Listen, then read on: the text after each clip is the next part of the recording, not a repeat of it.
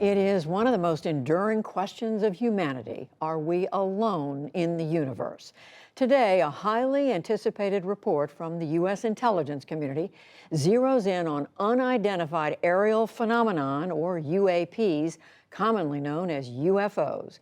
It comes from the Office of the Director of National Intelligence. It concludes that these unidentified objects clearly pose a risk to flight and a national security threat to the U.S. But the larger question is this alien life? Remains unanswered. John Yang has the story. Judy, the 9-page report says there's not enough high-quality information to draw any conclusions about the source or intent of these UAPs. Here to discuss what is in the report and what the report does say, Representative Andre Carson, Democrat of Indiana, a member of the House Intelligence Committee, which commissioned this report. Mr. Carson, you said in a statement earlier today that this represents a much-needed shift on this issue. What do you mean by that? Well, as you just mentioned, today's report still leaves many of us with a lot of unanswered questions. It does not rule out all that many potential scenarios that we've come up with. So, when we're talking about UAPs, we could still be dealing with a lot of varying scenarios or potentialities, but the report goes a very long way in terms of prioritization. So it goes a long way in terms of bringing credibility to the issue. However, since coming to Congress, I've been fascinated by the issue, as have been my colleagues, and I'm pleased to see that our approach has been taken more seriously now. So it's a taboo topic, but I think there's much more work to do. And coming from the Intelligence Committee, which asked for this report, clearly there's a belief that there could be a national security threat?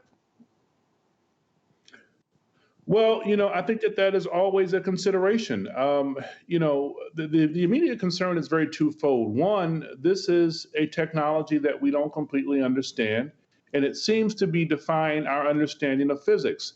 It appears to be more advanced than our own technology, but that's never a good thing from a strategic point of view. There is an expectation among Americans that we stay on top of advancements in technology. And secondly, whoever's operating it or whoever's behind it, these aerial phenomena, seems to be keenly interested in our military capabilities.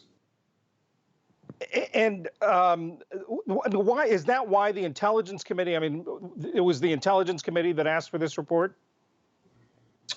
Certainly, but it is effectively a response to the scores of inquiries that we get daily, not only from our offices, but that the committee gets. And, there's a tendency for the UAP sightings and developments to occur around military assets, especially, it seems, around our naval assets. And, that's enough to know that we need more information and really a better understanding. We know enough now. But that's not necessarily important. There are still many unknowns, but we're honing in on this issue very rapidly. You talk about needing more information. The report also spells out or sets goals about sort of more research, more gathering of information about the UAPs. What is the next step? Compared to other national security issues and issues critical to our defense, we still suffer from a very limited understanding of these phenomena. A part of that is that we have a very limited data set. There is only a number of sightings, data, and observable phenomena. Also, the quality of that information can sometimes be subpar. And so I think the next part will be breaking down the stigma that exists, especially amongst legislators, particularly amongst pilots outside of Congress. But I think the next step is to do a deeper dive. I want to hold a public hearing as well, but we're not going to get the information we really need initially until we have classified briefings. And my hope is that it's not another nation who has a strategic and technological advance, and it's not from the private sector. My hope is that we can contain this matter, and hopefully it stays within the good old United States of America. And you are going to get more briefings from the intelligence community?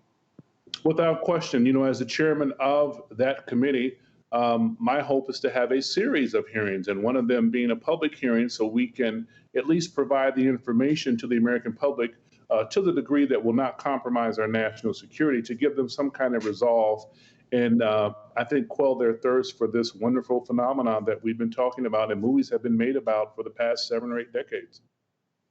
Representative Andre Carson of Indiana, thank you very much. What an honor. Thank you.